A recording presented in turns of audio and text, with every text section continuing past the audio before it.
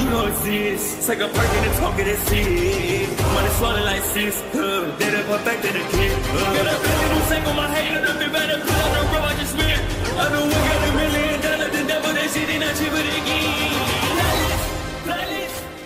Hello and welcome back, fellow anime lovers, to MangaMuse. I am delighted to have you join us once again in the world of fanfiction and fantasy. This is the first part of What If Deku Finds Venom Symbiote in MHA. Special note, this fanfic is written in a masterpiece of Ultimate Demon Beast 65 and somebody on FANFICTIONnet. Do check and support the authors too. Now smash the like, share and subscribe button for more. Also press the bell icon so that you never miss such great parts. Thanks for the introduction. Now let's dive into the world. Within what appeared to be a somewhat rundown but sanitary apartment, there was a Caucasian man who appeared to be in his late 20s or mid 30s with brown short messy hair and stubbles around his face. He was watching what appeared to be a Spanish soap opera on his television, in which one of the characters, a woman, had revealed to a man who seemed like the protagonist that she was pregnant with his child. However, while it appeared that he was alone, the man had something otherworldly inside him, something that originally came with the intention of invading the earth,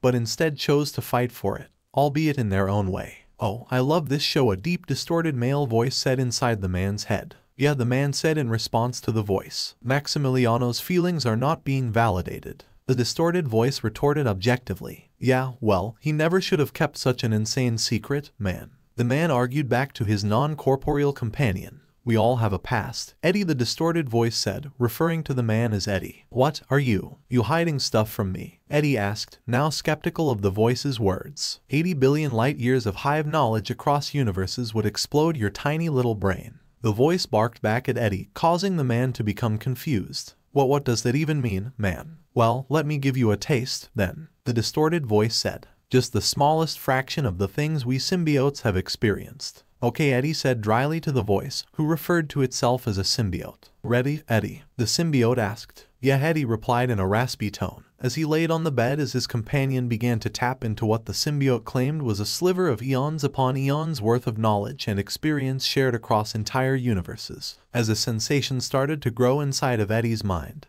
he saw the television flicker and distort, only for him to feel the ground and air around him begin to shake and vibrate aggressively as a large pop or boom was heard in the distance. "What's happening?" the symbiote yelled as what appeared to be a large black tear or rift started to split open in front of them, and soon violently sucked Eddie and his symbiotic companion through. What the foo? It was a quiet evening in the Yamanashi prefecture of Japan where most of its residents were either asleep at home or out working the night shift or having fun elsewhere. However, one person stuck out in the empty streets and alleyway, a young freckled boy with curly green hair and green eyes wearing a green and black costume with padding and protective gear as well as white gloves and red high-top sneakers. The boy's name was Izukumidoriya, and his dream was to become the world's greatest hero, but to do that he needed to master the power that was given to him. "I need to change the way that I think about one for all," Midoriya thought as he walked through the empty street. "It's part of me. My classmates use their quirks as if it's completely natural, but I still think of mine as something I have to call upon. If I could use even 5% of my power like it was nothing, I'd be able to move like Kaken." Midoriya approached an alleyway that was covered in trash bags and garbage as he looked at the walls and glanced at his hands while still thinking. Mr. Aizawa and Kirishima said the same thing. "If I could just master my quirk, I'll be able to do so many things. But first, I need to be able to use it instantly." Midoriya then started to walk further into the alleyway, analyzing the walls between him as he did so. "Alright, I'll try this out. 5% should be enough here," Midoriya said out loud. 1, 2, 3, the roof. That shouldn't be too hard, right?" Midoriya then started to squat with his arm behind his back as he curled his feet upwards until he was standing or rather squatting on toes. As he concentrated, his feet gained a faint yellow glow while his legs were covered in what looked like red glowing cracks that looked to be pulsating like veins. "Imagine the egg not exploding in the microwave," Midoriya said to himself, remembering the allegory that his mentor and idol told him about as he did his best to control One for All's power input. With an audible huff, Midoriya then leapt several feet into the air, leaving an impressive air current below him from the force of the jump. However, Midoriya was slammed right into one of the walls of the alleyway and sent back down towards the ground where he fortunately landed on a large pile of garbage that cushioned his fall. "I was afraid that would happen," Midoriya thought as he fell. I need to brace myself and use my arms to cushion the impact, which means for the second jump I need to put power into both my arms and my legs. If I don't do it quickly enough, then I'll end up breaking my bones in the fall. I can't take the time to visualize the result like I normally do, Midoriya said as he slowly got up from the pile of garbage he landed on and began to squat again. But I have to try. Midoriya leapt at the wall of the alleyway again and attempted to transfer power into his arms, but he hit the wall again and fell back down, only for him to squat again and use one for all again to leapt up and attempt the same feat. But the result was still the same. So he tried again and again, but each time still collided with the wall, achieving nothing but bruises and a bloody nose each time. The commotion he made was loud enough that a couple walking by noticed his antics, but chose to leave the scene quickly to not get wrapped up in the young hero and training's endeavors. Damn it, this isn't working, Midoriya exclaimed in frustration as he brushed the dirt and garbage off of his costume and face. Gran Torino's advice was very specific on what I needed to improve on. Listen to me, the way you used one for all in the cavalry battle and the tournament showed that you're adjusting to the quirk. You understand its fundamentals, but your admiration for All Might and sense of loyalty to him are shackles on you. It's true that you need to get stronger and quickly. Time waits for no man. Real villains don't care if you've reached your full potential yet. And you think one for all is more special than it really is. Those words echoed in Midoriya's mind as he started walking back to Gran Torino's apartment. How is my admiration and loyalty to All Might a shackle? Midoriya asked himself as he soon arrived at the door of the apartment after walking for a couple of minutes and headed inside. Back in the alleyway that Midoriya had trained in before, the ground and garbage started to shake violently as what looked like a tear or rift opened up and through it a familiar face came flying through and hit the nearby wall face first. Look, arg, shit, Eddie yelled, the pain rushing across his nose and forehead from feeling the cold solid wall hit his face. The injured Caucasian then slowly rose to his feet, clearing off the trash that got on his clothes and body as the bruises and cuts on his face rapidly disappeared like magic. Eddie then soon noticed his surroundings as he soon started to panic as he realized they were no longer in the apartment they were staying in. Eddie, where the hell are we? The symbiote exclaimed in confusion. Why you asking me, man? You're the one who wanted to give me a taste of that symbiote hive knowledge. Eddie retorted angrily. I am not responsible for bringing us here, Eddie. I cannot open portals or teleport. The symbiotic companion yelled inside of Eddie's head. Yeah, well you could have fooled me, pal. Cause now we're in this trash-covered alleyway while the police are still after us for what went down in that cathedral, Eddie said, half whispering and half yelling in an attempt to not draw attention to himself. Something then started to protrude out of Eddie's body, first appearing to be a black liquid-like mass which soon became more solid and organic-looking in appearance. After becoming a certain length, it twisted and contorted into a more muscle-like look before what looked like a face started to form, having large white pupilless eyes and a gaping mouth with 2 rows of sharp fangs and teeth. This black face attached to an organic mass was the symbiote companion of Eddie, known to his people and friends as Venom. This place, Venom said sheepishly as he peeked out of the alleyway. It feels weird. Weird? Weird how? Eddie asked as he walked slowly out of the alleyway, trying to make sure no one spotted them, especially with Venom out. I don't know. It's like the air is different here, Venom replied before he retracted back into Eddie's body as the two were now in the open. As long as it's breathable, then I'm fine with it feeling different, Eddie remarked before he started walking for a fair few minutes as he observed his surroundings. I need to find out where we are. Eddie then, after reaching the end of this street, spotted what looked like a couple. Eager to find out where he had ended up, Eddie tried to straighten up his clothes as much as he could before he approached the nice-looking couple, one being a man with short black hair and the other a woman with auburn neck-length hair. Excuse me, hi there, Eddie said, approaching the two and speaking in a calm but friendly manner. I think I might be lost. Can you tell me where I am? The couple were still feeling rather uneasy after the incident in the alleyway behind them, so when someone came out trying to talk to them, they jolted back a bit as they turned around to face the man trying to talk to them. Is this guy some sort of tourist? The woman spoke in a language that was foreign to Eddie's ears. Huh, what? I can't understand you. Do you speak English? Eddie asked, before noticing that the couple appeared to be of Asian descent. English? And Jurish? Perhaps he got lost, I guess, the man stated with a sigh. Rather unexpected that no one was able to help him after all this time. The woman said, guess he's super unlucky. The man then shrugged before the both of them then turned to face Eddie.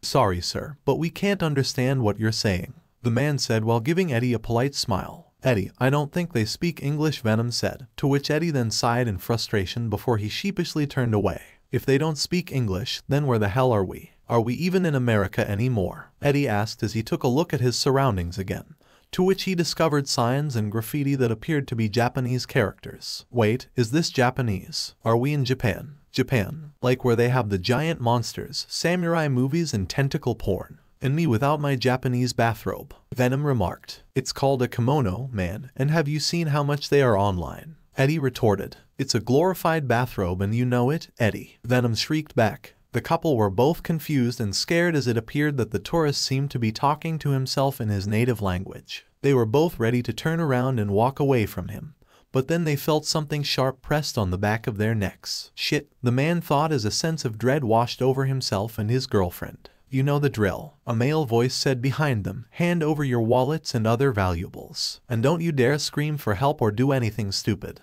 Eddie, who was still quite close, heard the commotion and turned to see that the couple were being held up by what looked like a mugger. He appeared slightly taller than the man and woman with messy blonde hair, and wore a dark green hoodie along with black pants and shoes. The mugger seemed to be pressing both of his index fingers against the necks of the couple. He then also noticed Eddie standing a few feet away. And you, the mugger called out threateningly, with the couple then reluctantly yet fearfully starting to take out their wallets and other items.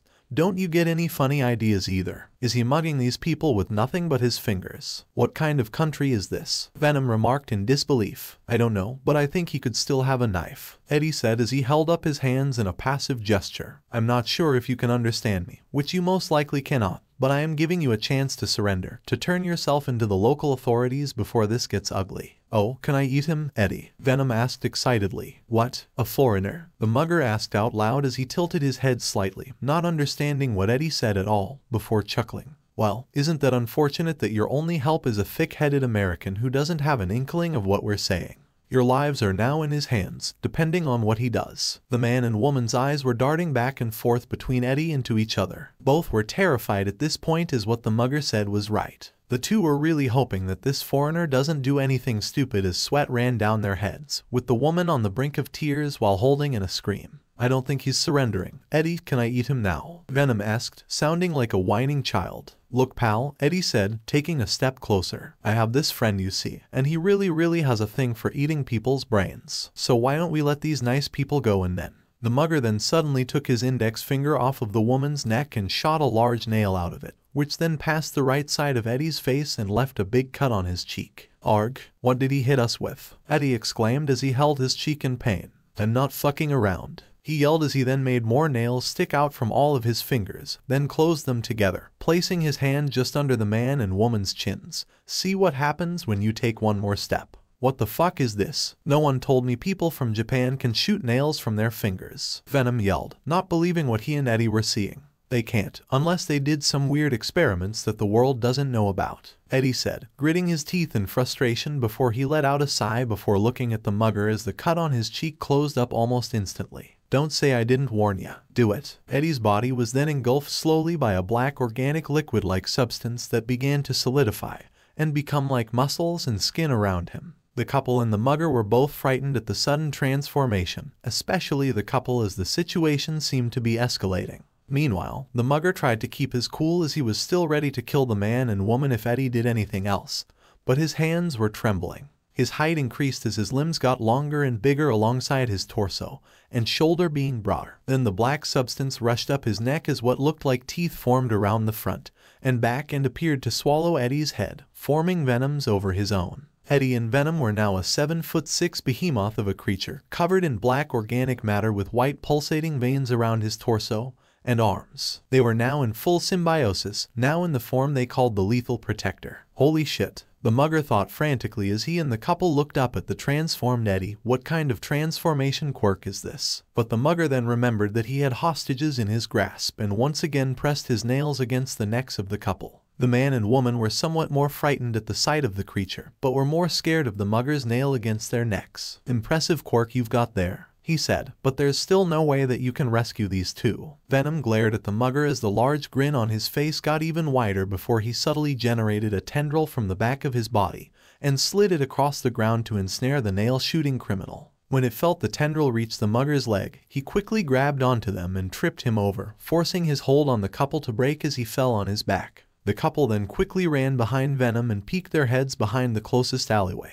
with the mugger leaning upwards and saw that the tendrils ensnared his legs, but then proceeded to aim all of his fingers and fired a barrage of nails at Venom. However, the nails were absorbed into his body, to which they were ejected out of him, popping out like coins from a dispenser, as he pulled the mugger towards him, then lifted him up by the neck with one of his clawed hands. The mugger's breathing became unsteady as he was lifted off the ground by Venom, trying to at least loosen the grip in order to have more air enter his lungs, pulling on Venom's thumb and index finger. Venom slowly opened his gaping mouth, exposing the second layer of teeth he had within, while a long pink tongue protruded out of his mouth and started to wrap it around the mugger's face, licking and tasting the criminal. The mugger closed his eyes as he was licked, while the couple were still rather scared of the whole situation, now peeking from the alleyway with one eye. Venom in the blink of an eye chomped down on the mugger's head, spraying blood, brain matter and pieces of bone in each direction before he dropped the now headless corpse of the mugger. The man then quickly pulled his girlfriend back into the alleyway as soon as they saw the criminal's head being bitten off, with the woman letting out a small shriek before covering her own mouth. The man himself was also terrified as he looked at his lover. Both of them had heard of vigilantes before and how some have killed people, but never to the extent that one would just bite a villain's head off. They wanted to run as far away as possible, but both were too frightened to even lift their legs, only barely shuffling backwards into the alleyway, with the man turning his head back towards where the transformed foreigner was while putting a hand over his girlfriend's shoulder, trying to inch her ahead of him. Venom looked back at the couple, scanning them to see if the mugger had hurt them in any way. Fortunately, he could not see anything, even with the enhanced senses, to which Eddie on the inside sighed in relief. "Glad to see that they're both okay," Eddie said nervously. "But they are still scared of us, Eddie," Venom retorted, to which Eddie chuckled. "Well, we are a big black monster with razor-sharp teeth and claws, big guy,"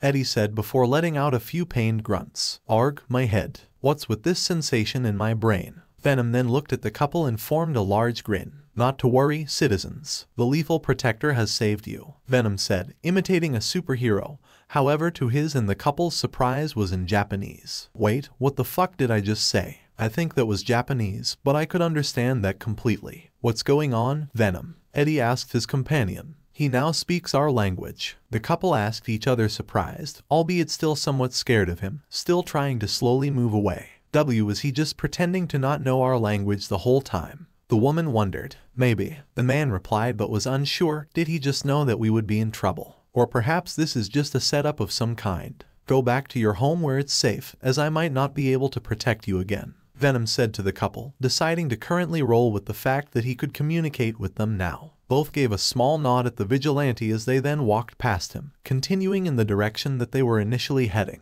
But after seeing the body of the mugger, the couple then broke out into a sprint across the street. Venom then leapt into a nearby wall and started to frantically climb up, moving like a wild cat as he dug his claws into the wall each time and propelled himself upwards. Upon reaching the top of the building he climbed, Venom chose to scope out where he was, specifically from the roof, seeing even more buildings and skyscrapers in the distance, as well as even some neon lights and jumbotrons playing too.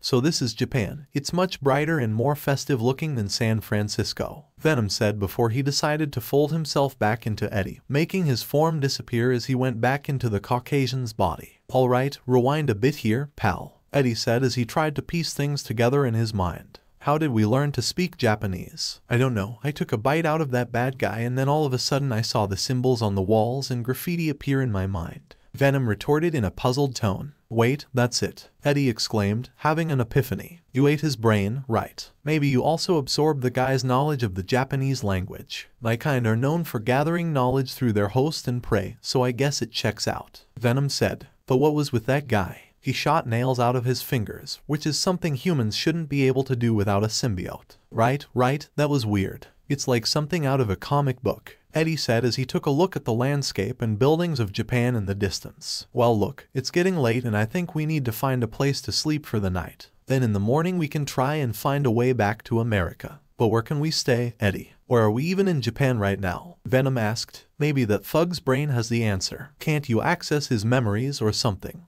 Eddie asked back. "Maybe let him try something," Venom said as he started to concentrate on the brain he just devoured, seeking to probe the brain matter within his system for knowledge. Almost, and I found it, Eddie. We are in Yamanashi Prefecture. Nice job, Detective Venom," Eddie snarked with a chuckle before taking out his phone. If I can get some reception, I should be able to Google where the nearest hotel is. Shit, the battery is flat, and I don't have a charger on me. Guess we're going to have to do this the old-fashioned way now that we can speak their native tongue," Venom said as he formed around Eddie again into his lethal protector form. "Looks like it, man. But remember to lie low when we're walking the streets. We don't want to freak people out and have the Japanese police on our tail too," Eddie scolded. "Lethal protector away," Venom yelled as he leapt over several rooftops of buildings in front of him, scouting a good place to find information and accommodation. About 40 minutes had passed before locals, who had either witnessed the events from afar or just heard the commotion, decided to call the authorities, and soon enough the police arrived on the scene,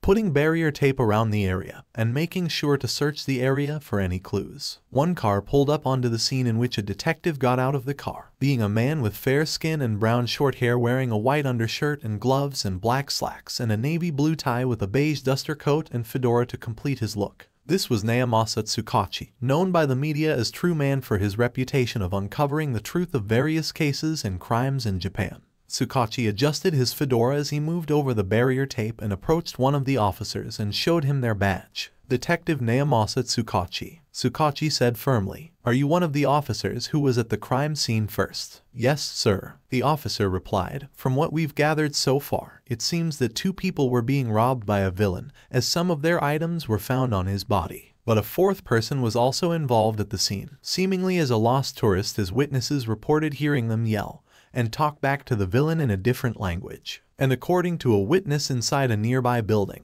the foreigner transformed into a giant black creature with white eyes, sharp teeth, and a long tongue after the villain shot him with a nail from his finger. Shortly, the creature killed the villain by biting his whole head off." "The creature bit the villain's head off?" Tsukachi asked, surprised and horrified at this information. "That's vile. Even if he or it did save those people," an officer behind Tsukachi said, appearing to have the head of a cat with ginger fur and yellow eyes while wearing the standard uniform with a protective vest but with a bell around his neck. On top of that, witnesses also reported that the creature then spoke our language towards the 2 victims. The first officer continued after giving a nod to the cat's comment, something about being saved by the lethal protector, and telling them to go home as they may not be there to save them again. "We don't have the identification of the 2 victims at the moment, but we will question them in order to expand on the details, as well as returning their belongings that they handed to the villain before fleeing." Lethal protector. "So there's some sort of vigilante that uses lethal force against villains," Tsukachi said. "It seems like it."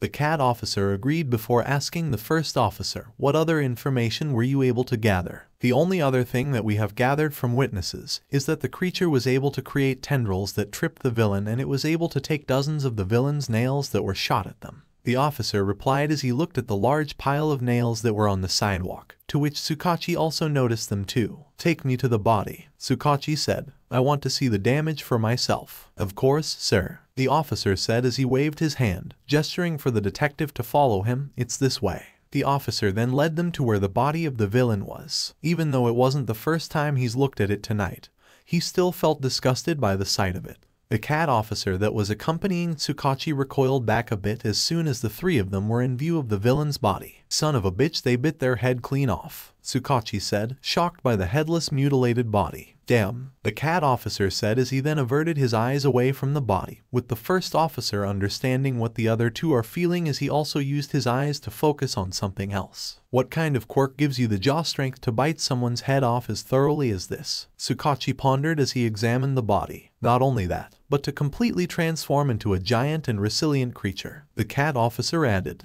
"I don't think it's unreasonable to assume that they'll continue their feast if we don't put a stop to them," the other officer said. "Find the victims and try to get testimony from them. I need to head back to the office and make sure the pros know what to look for in case they encounter this creature," Tsukachi said as he headed back to his car. "Yes, sir," the officer replied with a nod before walking off to another officer on the scene. Tsukachi started up his car and drove off back to the station while dialing up his phone. "Hello," a male voice said on the other end of the call. "I was just at the crime scene in Yamanashi Prefecture," Tsukachi explained. "A villain attempted to mug 2 civilians when a foreigner appeared and transformed into some sort of creature before biting the villain's head clean off of them." "What?" the voice exclaimed. "Has anyone else been informed of what happened?" "I'm on my way back to the station to notify the hero agencies of the situation," Tsukachi replied. And since this was in the Yamanashi prefecture, I will need to ensure that Gran Torino is informed first since it's his town of residence. But that's where Midoriya is doing his internship. The voice said, if you get into contact with Gran Torino, then to him to cancel Midoriya's internship.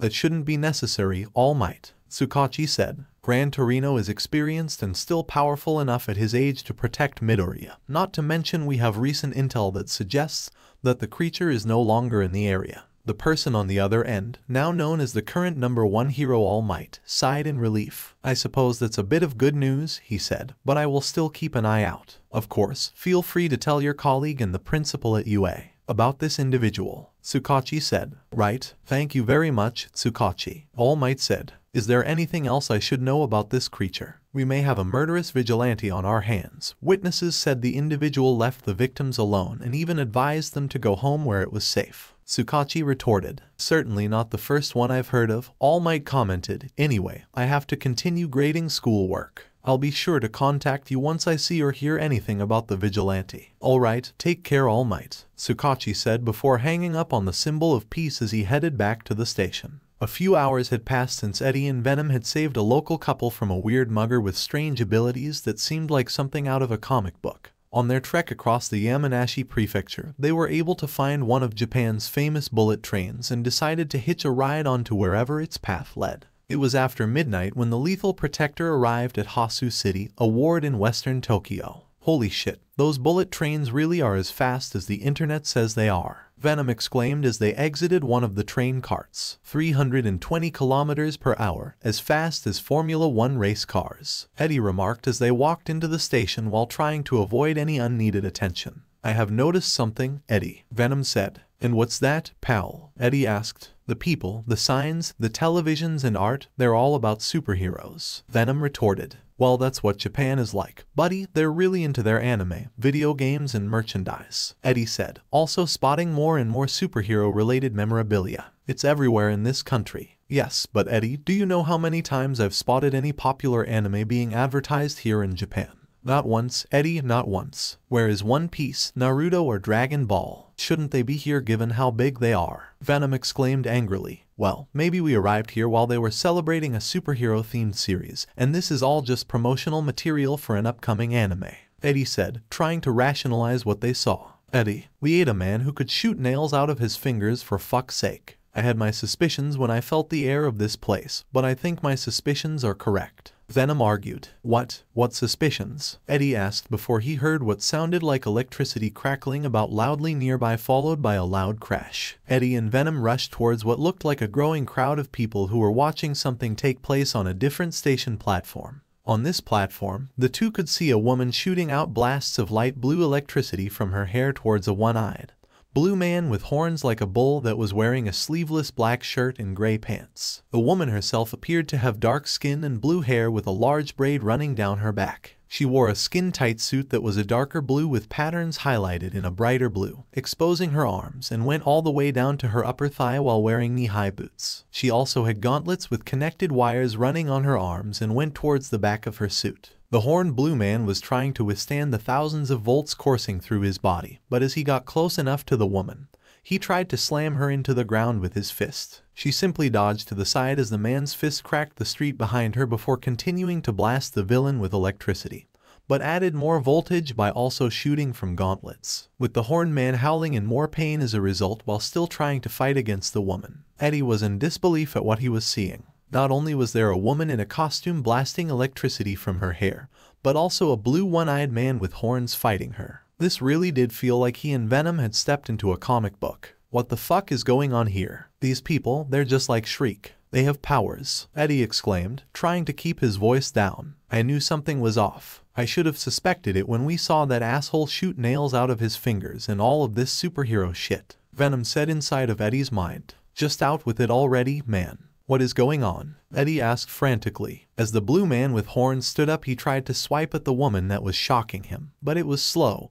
and he was starting to lose his balance, so he was only able to swipe at the air in front of her. His breathing was heavy and he was losing focus of what was going on around him. The woman then sprinted towards him, jumping up and roundhouse kicked the horned villain on the side of his head. He sprawled a few feet away from the crowd and was down on the ground completely unconscious. The woman then ran up to him in order to be sure that he was completely knocked out, and after a few seconds, she was able to determine that he was out. The crowd started to cheer and smile as they took photos and footage on their phone and even addressed the electrified woman from afar. Yes, Thundermane took down Minotaurus once again. Hey, awesome job Thundermane. You go, girl. That's the number 15 hero for ya. The heroine known as Thundermane then smiled and waved at the crowd, taking pictures of her. She even posed for the crowd by leaning to one side, placing one hand on her hip, and held out a thumbs up with her other hand while small currents of electricity were coming out of her thumb. Eddie felt ignorant and helpless as he listened to the crowds call out who they called a hero, this woman with electric powers, and tried to process the revelation that Venom would give him. Eddie, we are indeed in Japan, but not our Japan. The room was dimly lit, though you could make out various details such as the structure and framework looking to be techno-organic and have a pulsating look to them. Various screens made of hard light appeared to light up more of the room as symbols and parameters appeared on them in a language or dialect unlike any from the planet. A tall figure appeared in the room and walked towards the screens, showing that the figure was mostly black, wearing what looked similar to a bodysuit and a helmet. The most notable details were the lime green arms, wide V-shaped symbol on his helmet and chest and shoulders, as well as red lens on the helmet with green outlines and two valves with green outlines on the sides of the helmet. They interacted with the screens before they came up on what looked like an alert, which happened to be footage, pressing on it to view what they were sent. The footage which played for the black and green clad figure looked like an alleyway covered in trash, to which a rift opened up and out came a familiar looking man. Then later down the line the familiar man transformed into a certain black creature and devoured the head of another human. The black and green figure was now interested as he then dialed a sequence into the screens. This is Sleeper. We appear to have a visitor from another universe. I am en route to the Alpha Quadrant and heading to Earth to determine whether this child of Null is hostile. Kamino, one of the wards in Yokohama, the second largest city in Japan, which is located south of the capital of Tokyo. Known for possessing quite a large Chinatown as well as a botanical park containing preserved Japanese residences from different eras. It was also where a certain hideout was located, the hideout of the infamous League of Villains, a group dedicated to destroying pro-heroes and throwing society into chaos. Within this hideout was a nicely made and refined bar where members lie low and enjoy beverages served by Kurogiri, a man whose body appeared to be made of purple vapor and smoke. Currently, there was an individual who was pinning down one of their members with an intent to kill. The man had fair skin and black messy hair, and his face was disfigured, having a large jaw and a lack of a nose, just nostrils and red eyes that looked at others with hate. He wore a red headband and scarf as well as a white ninja mask and black and gray tactical gear such as a flak jacket, belts and combat boots with spikes on the tips. He also carried various bladed weapons like a katana, daggers and knives. He was a former vigilante turned serial killer, known by Japan as the hero killer Stain. The one Stain had pinned down was a lanky man with sickly skin and white messy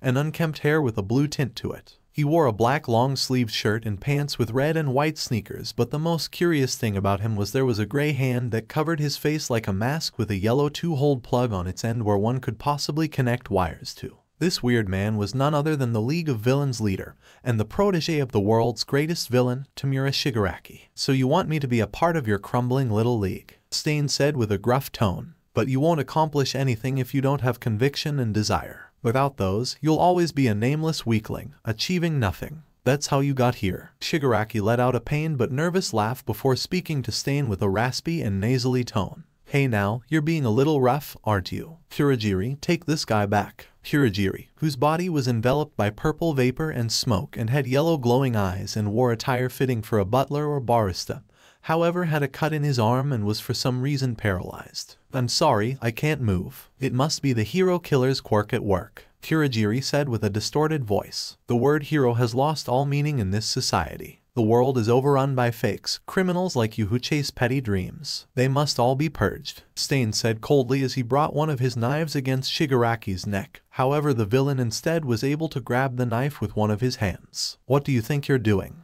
If you touch this palm," Shigaraki said as the knife he grabbed started to crack like glass, "I'll kill you." Stain was visibly shocked at the sight of Shigaraki slowly shattering his knife with the leader of the League of Villains quirk as it also blackened and decayed before his eyes. "You sure talk a lot, hero killer," Shigaraki said as he turned the knife into dust. "Conviction. Maybe I don't have anything as loaded as that." If I had to choose a desire though, yeah, it'd be killing All Might. If this world wants to worship trash like him, I'll destroy their beloved symbol of peace and then crush them while they're in shock. These words made Stain glared at Shigaraki with disgust before he quickly leapt out of the way of the villain's attempt at swiping at him before landing and keeping up his defenses should the pale-haired man-child attack again. Seeing Shigaraki rise up from the ground, the last of my injuries was finally about to finish healing. And now this, Shigaraki said, showing his bleeding arm to Stain while scratching his neck. You should learn not to play with knives. We don't have a healer in our party, you know. I see your nature, Stain said, finally speaking up to the neurotic villain. It seems our goals fundamentally oppose each other. However, this wasn't in vain. We agree that we need to destroy the present. I'm over this, Shigaraki said in a whiny tone. Leave, drop dead. I'm the kind of person you hate most, right? I was testing your motives, Stain said, putting away his knives. People always show their true colors when on the verge of death. It's abnormal, but there is desire, a warped sprout of conviction inside of you. How will it bloom in the end, I wonder? Maybe I'll let you grow. If you don't turn out well, I'll take care of you later. You think you could get rid of me? Shigaraki asked Stain with a puzzled and insulted tone. I'm free, Kurogiri said to himself as he felt movement return to his body. Kurogiri, someone as crazy as this would be nothing but a problem for the League of Villains, Shigaraki said to his confidant. Please reconsider. This man will be a great asset if he joins us. Kurogiri pleaded with Shigaraki. I'd say this was a success. My business here is done.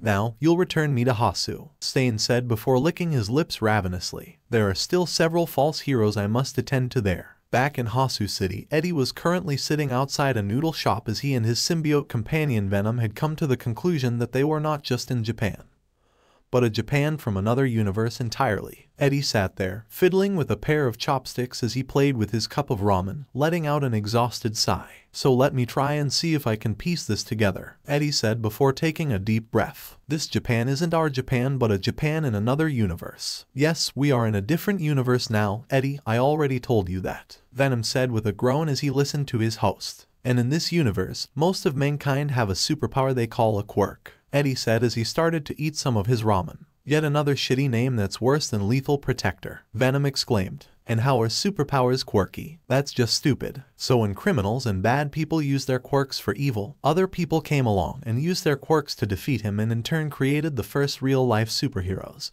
who unlike in the comics are licensed and professional agents who work alongside law enforcement to fight and capture superpowered criminals they have labeled villains, Eddie said before he finished up his ramen. Heroes and villains, superpowers and fighting crime. This world is quite the crazy party. Eddie, maybe we should become a hero too, the lethal protector going pro, Venom said with delight. Well, that would be kind of complicated on account of the fact that we, I don't know, kill and eat people, which is illegal in all universes, Eddie argued, trying to keep his voice down. Maybe you're right. The pros don't have the guts to take a life in order to save them, Venom retorted. That's not the point, man. The point is doing the right thing and obeying the law. If these pro heroes are working with the police, then they can't break the law when working with them, Eddie said as he decided to leave the noodle shop. Being licensed means having more accountability, more responsibility for the people around you, especially if civilians get hurt from your actions. Well, fuck that. I want us to be able to kill our villains, Venom shouted. Then that makes us a vigilante, and using quirks without a license is illegal, Einstein, Eddie said. But Eddie, we do not have a quirk, Venom countered. I am a symbiote and my abilities are as natural as a quirkless human. Well, we'll be sure to tell the authorities and heroes when they catch us biting into a villain's brain, Eddie remarked, being careful not to bump into other people. So what now? Shouldn't we look into ways of getting back home? We don't even know why this happened, Eddie, and I doubt this Earth has technology advanced enough to pierce between realities, Venom replied. So what do we do then? We can't just stay here, we have a life back in our universe, Eddie argued.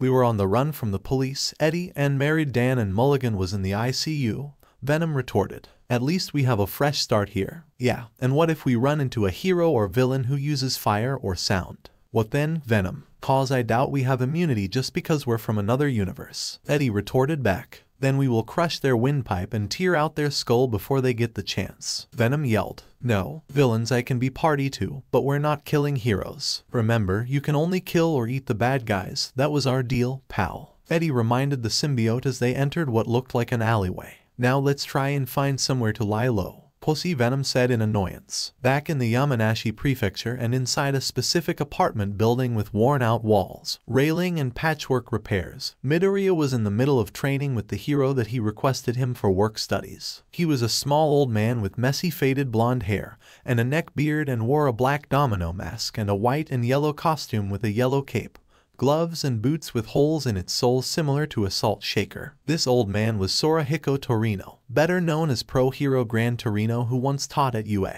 for a single year in order to train a younger All Might. Gran Torino was moving at blinding speeds with his quirk, which allowed him to release powerful blasts of air from holes on the bottom of his feet. He was currently moving around his apartment, ricocheting off walls and furniture in order to force Midoriya into a tense situation to test out the new technique he developed the other night. It was called full cowling, which rather than channeling and releasing one for all's power in a single point in his body, the technique channels and radiates the energy of the quirk through his entire body, enhancing his physical abilities without the threat of injuring him from the sheer force. Midoriya sidestepped Gran Torino when he lunged at him, but Gran Torino simply landed and propelled himself again across the room. Gotta keep the 5% going and attack, Midoriya thought as he chased after Gran Torino, only for the old man to ricochet off the door and land a flying kick on the hero in training that sent him back first into the wall. We should switch up the training, Gran Torino said, looking at his student. If you get too used to fighting against my distant tactics, you might develop some weird habits. What habits? I'm just trying to keep up with you right now, Midoriya exclaimed, as blood ran down his face and mouth. Please, let me fight more. Nope, we're done here, Gran Torino said, forming a grin on his face. Change into your costume, boy. We're moving on to phase 2. Huh? Midoriya said weakly. A few minutes had passed and Midoriya had finally suited up in his green and black costume, looking at Gran Torino dumbfounded as the old man held his cane up into the air. Hope you're ready, Gran Torino said with a smile. We're going out to fight some villains. Midoriya gasped in surprise at this news. What? Just like that? If you only fight against me, you'll be in trouble when you come across someone who's the complete opposite,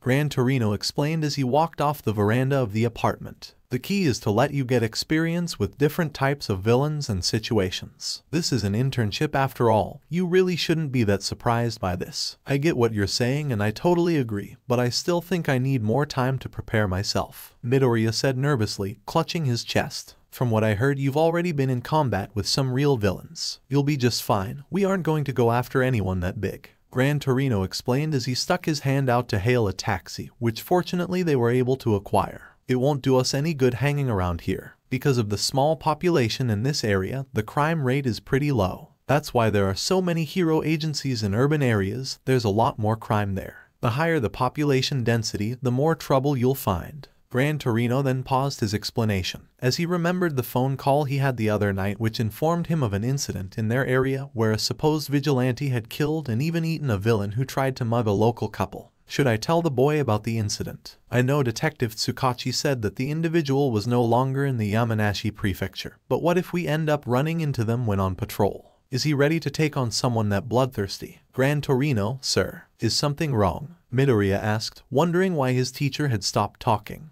It's nothing you should worry yourself with, boy, Gran Torino replied. Now where was I? Oh right, now in Shibuya we'll have plenty of small fights to break up, I guarantee. Wait, you mean we're going to Shibuya in Tokyo? I'm not so sure my hero costume is hip enough, Midoriya said, blushing as he looked down at his costume. That costume of yours tells everyone you're a hero. You should be happy that you get to display it in such a bright spotlight, Gran Torino said. Hold on, are we going to be taking the bullet train towards Shinjuku? Midoriya asked. Yup, Gran Torino simply replied. Midoriya looked out the window as he retreated to his thoughts. We'll pass Hosu City. I wonder how Ida is doing there. I'll try to message him later. The sun was settling on Hosu City as the hero killer Stain watched the sun lower from the sky as he was perched on a water tower atop one of the buildings. A black portal with purple hue opened up from behind the serial killer, to which Shigaraki stepped out to greet Stain. Hosu City looks nicer than I expected. So, what are you gonna do? I will reform it, Stain replied with a part of his tongue sticking out. In order to do so, blood must spill. You have a clear goal. Your dedication is admirable, Kurogiri complimented. Ah, finally, someone who understands, Stain said. I get the feeling you enjoy picking on me, Shigaraki remarked. Hero is a title for those who have accomplished great deeds. This city is full of false champions. All they care about is money and fame. until this world realizes its mistakes. Stain reached for his katana as he gazed out into the city. I will continue my work. Stain pulled the katana out of its sheath before he leapt into action, jumping off the water tower, and went on his rampage. His mission to purge the world of false heroes. He talks all high and mighty and stuff, but he's wasting his time focusing on a small stage. Shigaraki said, he's so noble, I could cry. You shouldn't spurn his methods. Kurogiri stated, the reality is in all the cities Stain has appeared, the crime rates have fallen. Perhaps because heroes are more conscientious or perhaps out of fear. Regardless, he does bring change. Oh, isn't that just wonderful? Shigaraki said sarcastically. Heroes are working harder thanks to all those murders. I guess you can say that our hero killer is also a hero breeder. This is getting boring, it won't work. We just can't agree on a basic level. And he annoys me. Kurogiri, bring out the venomous. Kurogiri used his quirk, Warp Gate, to open another portal in which 3 humanoid creatures emerged from the portal. All 3 wore pants and had exposed brains but were different in appearance. One was small with gray skin and 4 eyes on the side lobes of the brain. One was huge with black skin and several lacerations on his body with no upper jaw or face and was simply an exposed brain with a lower jaw. The last one had pale skin with wings that had small tears and holes on its back and wore a gas mask on its lower face. You think you can get away with stabbing me? When I get tired of you, I'll kill you. Whenever I feel like it, just like that, Stain. Shigaraki said with anger in his sickly voice before letting out a chuckle. But let's make it more interesting. How about I crush your honor and your pride first? What do you say, big bad hero killer? Eddie was inside what appeared to be an internet cafe as he sat at one of the computer desks and started to search online for any possible answers or solutions for getting back home. I gotta hand it to you, Venom. If we didn't eat that villain, we wouldn't understand most of the shit on these sites. See, eating people sometimes is the answer to our problems. Venom exclaimed excitedly. Many worlds hypothesis, multiverse theory, wormholes, particle accelerator. None of these things have been proven or tested here.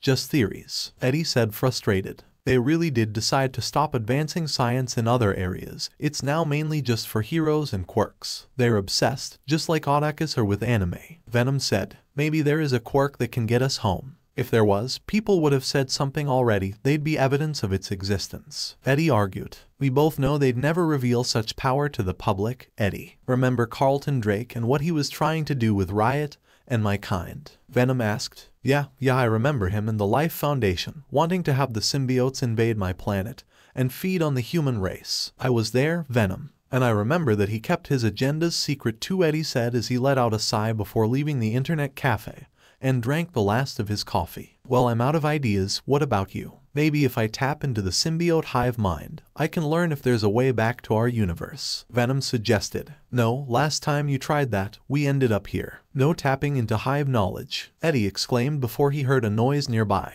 Did you hear that? It sounded like lightning, Venom replied as he and Eddie carefully moved towards the sound, while also seeing flashes of blue and yellow light go off. As they got closer, the sound of metal clashing and clanging could now be heard as Eddie did his best to not trip on objects and trash on the ground. Down the alleyway, 2 figures could be seen fighting each other, both appearing as silhouettes from the flashes of light the duo saw. One appeared to have a feminine figure with long hair while the other was masculine and could be seen having a long and torn scarf and holding a sword in his hand. There's a fight going on in this alley, Eddie said as he got closer and closer until he could finally see who it was that was fighting, and saw a man with a red scarf and blades fight someone who made Eddie sigh upon seeing a familiar face. Thundermane, Venom asked. Thundermane, Eddie replied. But who is the albino ninja turtle? Venom asked. They could then see her hair and gauntlets glow before shooting bolts of electricity at scarf-clad swordsmen. But he was able to dodge them and tossed a throwing knife at Thundermane's face. She blocked it with her gauntlet, but she could then feel a cut suddenly tear through her waist and a stab on her shoulder. From a brief glance, she saw one knife fly behind while the other was deep into her shoulder before turning back to face the hero killer, who closed the gap between each other during that small period of time. Thundermane charged her hair and desperately shot out another bolt at the swordsman, who dodged once again before stabbing her in her other shoulder before kicking her away while pulling his sword out. She tried to continue the fight with the swordsman but then found herself unable to move and was kneeling on the ground while barely holding herself up with her arms. Looking upwards while gritting her teeth in pain, Thundermane caught a glimpse of the swordsman licking her blood off of his damaged blade. Damn you, she groaned in anger. On that fateful day when my eyes were opened to the corruption and machinations of the modern world, I swore to purge this world of false heroes. Heroes like you who seek fame and money rather than altruism and morality for your actions, Stain said as he raised his katana up. I don't care if my prey is young or old, male or female, I will slay you with the same level of conviction and hate. So what if I did do all of this for money? Thundermane asked as she tried to clench her fingers. If you really knew my life and my motives, then you'd know where I've sent most of the money I earned. You bloodthirsty lunatic. If you wanted to make money, you should have picked a different career, Stain said with a sinister glare. Any last words, fake hero? My family and community back home would never forgive you for what you're about to do, Thundermane replied with anger in her voice, and a tear formed on one of her eyes as she stared back at him. Hope you get dragged down to hell. So be it, goodbye scum, Stain said as he brought his sword down upon Thundermane, who closed her eyes as she was bracing for her death. Hey, Stain then stopped moving his sword and turned to Eddie, who had a look of both anger and nervousness on his face. Thundermane also glanced at where the voice came from after she opened her eyes. You have no business here, civilian, now get lost before I change my mind, Stain said in an authoritative tone, trying to control the frustration of being interrupted. Yeah, that's not gonna happen, pal. Guys like me, we don't exactly run when someone is in trouble, Eddie said, trying to sound brave in front of the hero killer. In trouble? You mean you wish to save this false champion? Stain asked, his glare now locking onto Eddie. I mean, I don't know anything about false champions, but I do know that this lady saved people's lives yesterday, Eddie said, only to fuel her own greed and desire for attention and fame. Stain retorted, a real hero is selfless and pure, someone who saves lives solely for the benefit of mankind. But society has forgotten the true role of heroes, and so I must cleanse it to make our kind stronger. This guy's a creep, Eddie. Just like Cassidy, except he thinks he's the hero, Venom remarked in disgust. Oh, so you know this woman then? Do you follow her career and know her history? Eddie asked Stain. She's one of them, the modern era's fake heroes, Stain replied as he gripped his katana tighter before he took a step closer to Eddie. By your tone, you're one of her fans, a mindless sheep like the rest of the masses. Whoa, easy there, Eddie said nervously. I don't even really know her, other than just hearing about her. Then why step in to save her? Stain asked as his anger rose. Because that's what a good person does, protects people who can't protect themselves, Eddie said boldly. Wise words for someone who wishes to save such scum, Stain said as he prepared to take Eddie's life. Maybe in another life, you could have been a hero. Guess you're not going to walk away then, Eddie asked sheepishly. You think you can take me as you are now? You're more foolish and suicidal than I thought you were, Stain said as he licked his lips in anticipation. All right then, mask, Eddie shouted. Copy, Venom shouted as he enveloped Eddie's body and transformed before Stain and Thundermane's eyes. Stain's eyes widened, surprised by the seemingly weird man's sudden transformation into this black creature. What is this? He looks similar to those things the League of Villains unleashed in Hasu, he thought as he had his guard up. Thundermane, who was still paralyzed from Stain using his quirk, also widened her eyes in shock at the transformation. She then realized that Eddie was the vigilante that she was informed about a day after apprehending Minotaurus. Holy shit, that's him, she thought. Eddie warned you, but you didn't listen. So now it's time to rumble, crazy man, Venom exclaimed as his grin widened. Stain then dashed towards Venom and swung his katana across his chest. He also used his free hand to quickly draw his dagger and stab the transformed symbiote on his waist. Venom instinctively dodged the katana, though when the dagger made contact with his body, it broke in two as if it was hitting reinforced metal. What? Stain exclaimed in disbelief before he took his throwing knife and tossed it towards Venom's chest. The knife was bent upon hitting Venom's body and fell to the ground while the lethal protector snarled in delight. My dagger broke against his skin when I tried to stab him, and my throwing knife was bent upon impact. Stain thought, this black substance, it must be some sort of biological armor. But how do I pierce it? Venom rushed towards Stain and attempted to land a right hook, but the hero killer dodged the punch, which caused the symbiote to instead blow a hole in one of the walls of the alleyway. Venom quickly removed his hand from the wall before he tried a left hook on Stain, who dodged his other punch too. This guy is fast, thank God he can't cut through you, buddy, Eddie said as he watched Venom fight. Stay still, you psychopath. Let me hit you, Venom yelled as he morphed his arm into a large black tendril which he smacked the hero killer with, knocking them into the opposite wall. Stain recovered and tossed his throwing daggers at Venom before propelling himself off of the wall and slashed at him with his katana again. Venom, however, caught the katana with his hand before he landed an uppercut on Stain's face, hitting him into a wall again before generating tendrils out of his arms to ensnare the hero killer. However, he quickly ducked out of the tendrils' reach before he tried to throw his dagger at the paralyzed Thundermane. but the lethal protector quickly caught the dagger in midair and threw it right back at Stain, hitting him in the side of his torso. Even if the wound wasn't deep, it drew blood and hit with enough force to cut through his flak jacket, causing Stain to grasp his damaged area and grit his teeth in anger. I was dodging his punches before. How the hell did he catch my dagger? Was he toying with me and hiding his true speed? Stain thought as he stared at Venom as his anger boiled. You move quite fast for a human, Venom remarked before licking his lips with a tongue that made Stain's own look tiny in comparison. But we are faster, stronger, and hungrier. We only cut the side of his body, Eddie said. It still counts, Venom argued. Your quirk is impressive, powerful enough to make my blades look like cardboard when they touch your body, Stain said, trying his best to keep composed as his gaze never left Venom. What the hell are you? Are you from the League of Villains? No, you came here to save this woman, something that they would never do, so tell me this.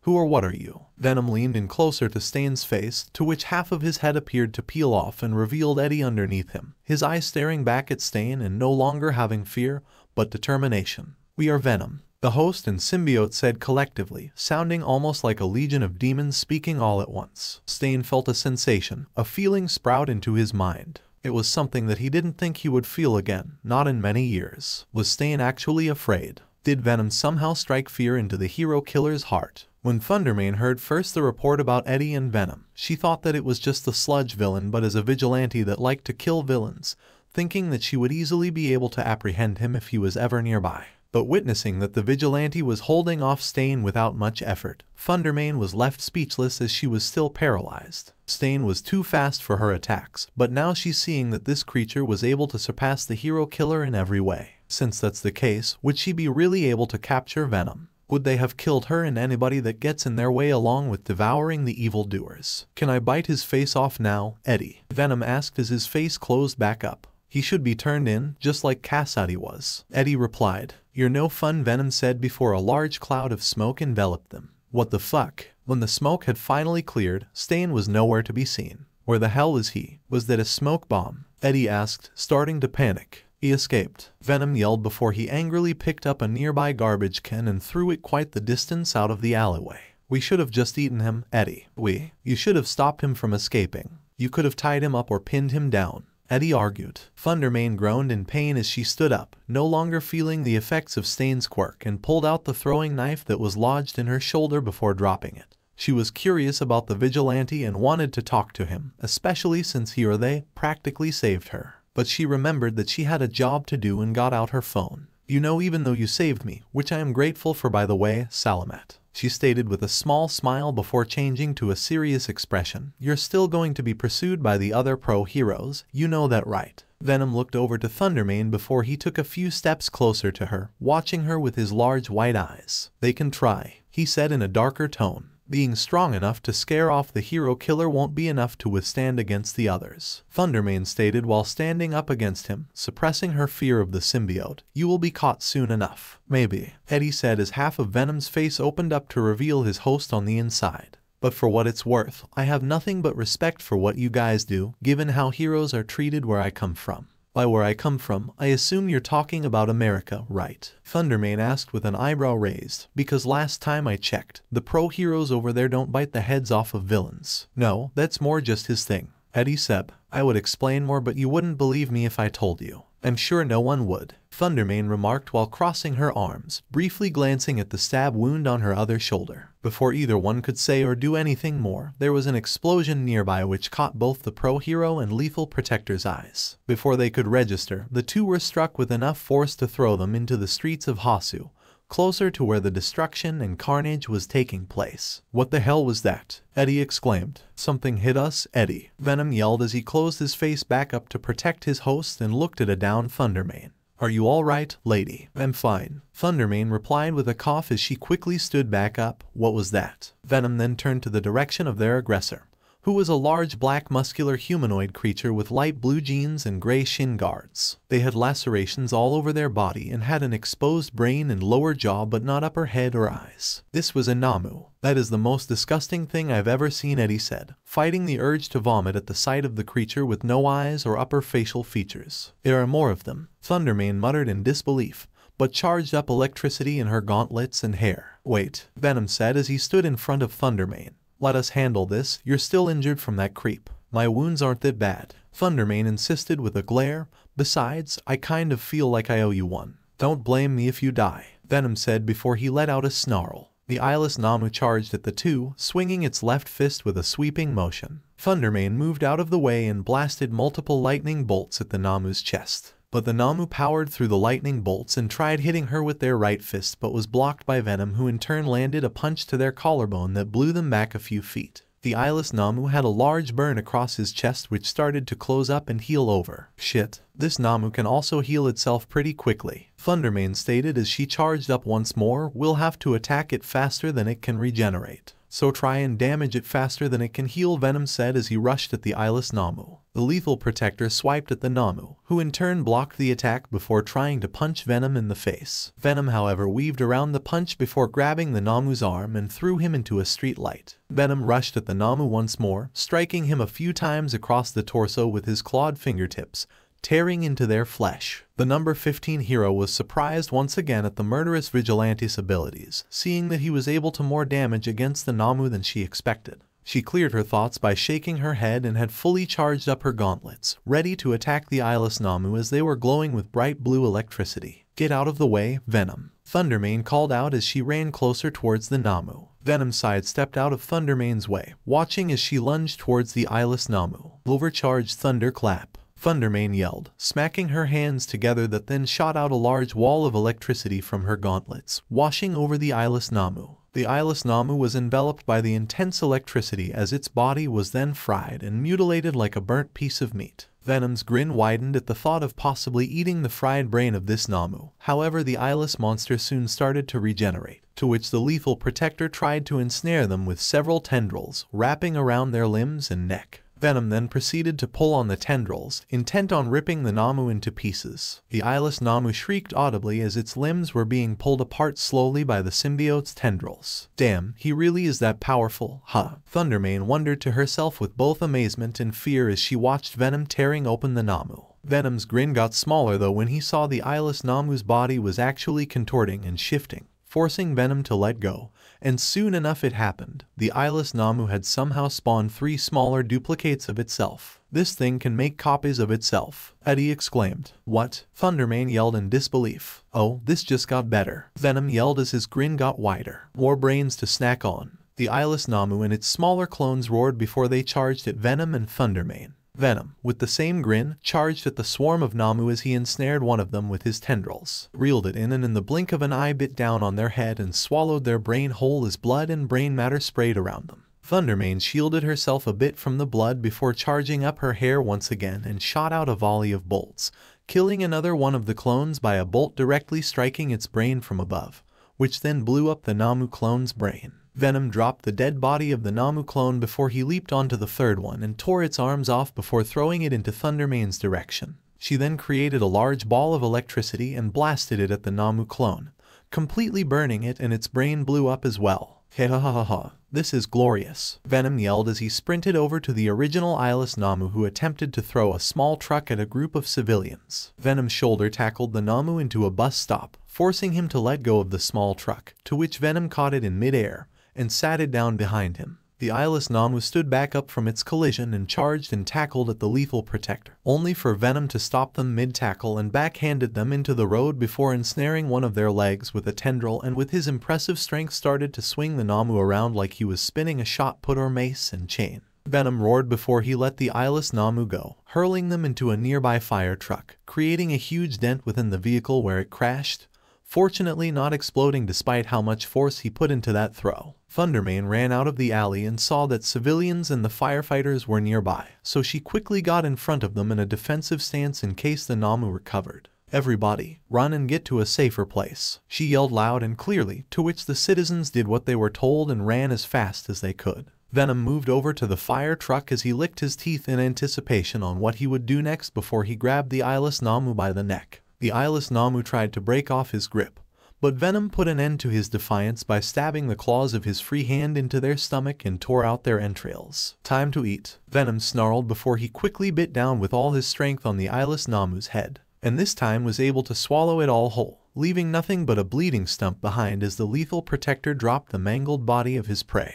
Stale and chewy, Eddie said in disgust. You ate that thing's brain. What? It was exposed and bigger than other brains I've tasted, Venom retorted before he licked the blood and brain matter off his teeth before turning around, and to his surprise saw several civilians either looking at him or taking pictures and recordings on their phones. Oh Eddie, they've spotted us. I've found the vigilante creature, Thundermane said into her earpiece while standing in front of civilians that were still around. Whoever is available, I've sent the location. Traitor, Venom yelled upon hearing Thundermane's communication. She's just doing her job. Let's get out of here before the other pros show up, Eddie retorted as he was half panicking. Venom turned his head around a few times to search for an exit, before deciding to choose one of the buildings nearby that was close to one of the explosion sites. He first started to move like a gorilla with all four limbs to build up speed before he leaped up the building and started to sprint again. Propelling herself using the electricity from her gauntlets, she landed on the same building Venom was on before chasing after them, and currently pursuing him on the rooftops. He's heading towards the site of the explosion, Thundermane said as she boosted herself closer and shot them with a blast of electricity from her hair. Venom did his best to dodge the electric blast before he leapt onto another rooftop.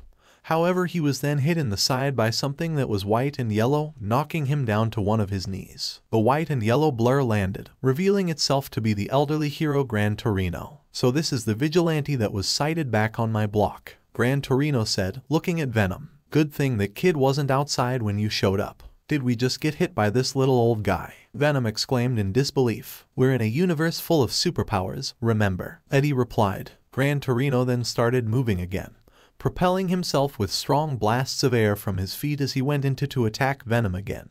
But this time the symbiote formed a shield made from his own matter to block the Elder's attack. Gran Torino ricocheted off the shield and onto the rooftop before trying to hit Venom again.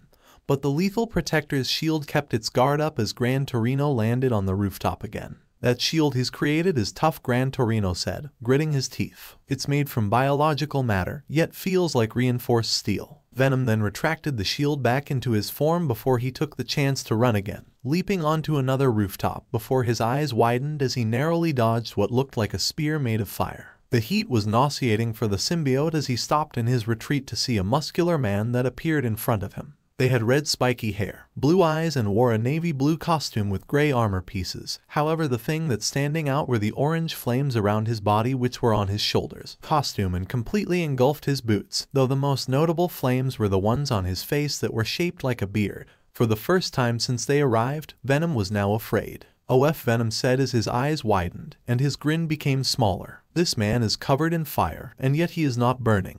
Are you the one who killed that Namu down below? The flaming man asked with a boisterous tone. And what if I am? Venom retorted back nervously. You should know that using your quirk on villains without a license is against the law. But not only that, you've also taken the life of an E-rank villain, so you can add murder to your rap sheet as well, the flaming man stated before crossing his arms before looking at Thundermane and Gran Torino. Both of you stay back, I will handle this vigilante. Don't underestimate them. Endeavor, they're tougher than they look, Gran Torino said to the flaming man, who he called Endeavor. They are also pretty fast as they were able to dodge my attacks as I was chasing them, Thundermane added as she stood back. No wonder they could dodge my ignited arrow, Endeavor said curiously. What are we going to do, man? That's Endeavor, the number 2 hero who has a fire quirk, one of the things that can kill us, Eddie exclaimed, now in full panic mode. I don't like this either, Eddie. But we cannot let them catch us, Venom retorted as he looked for an opening between the 3 pro heroes. Venom clenched his fist as he found an opening between the 3 and took a deep breath before leaping towards it.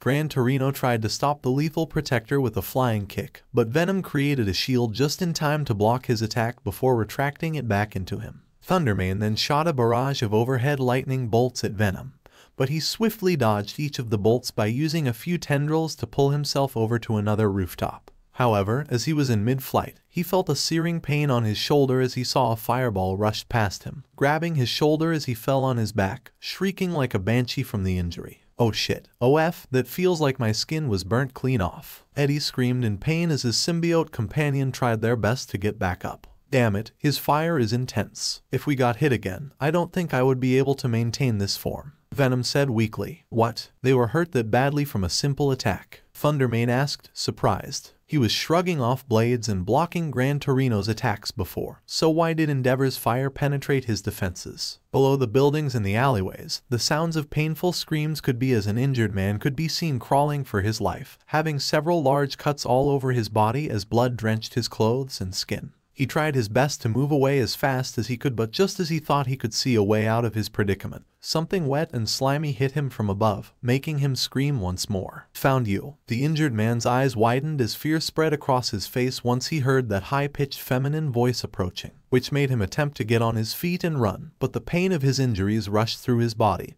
and made him fall on his stomach. Why did you run away, handsome? I wanted to play with you more. The same feminine voice was heard, which was louder and closer than last time. Before the frightened, blood-soaked man could move, he felt a knife being plunged into his back, which forced him to let out a blood-curdling scream. Above him stood a young girl with fair skin, ash blonde hair tied into two buns with messy strands protruding out of them, and yellow eyes with slit pupils. She wore a Seifuku schoolgirl uniform with a kansai collar similar to a sailor's uniform, composed of an oversized beige cardigan, red scarf, black skirt, and socks with brown shoes. She stared at the injured man, her prey, with a look of childish delight as she flashed her teeth, revealing vampire-like fangs. "Oh, giving up already? I thought you were going to try and escape again," the girl said with a grin as she leaned down to pick up her knife, which was coated in not just blood, but a black liquid-like substance. What's this black stuff? Is it his blood?" The girl then put the knife's blade to her mouth as she started to lick up the blood and black substance,